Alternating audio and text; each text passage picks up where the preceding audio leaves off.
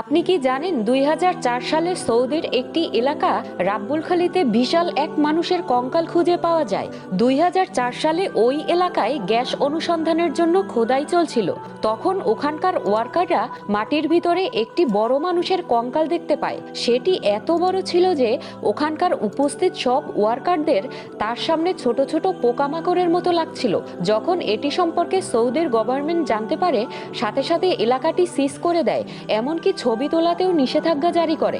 আসলে এই কঙ্কালটি কমে আদ জাতির লোকেদের ছিল, যে জাতির কথা মহান আল্লাহ তাআলা পবিত্র কুরআনে সূরা শুআরায় উল্লেখ করেছেন।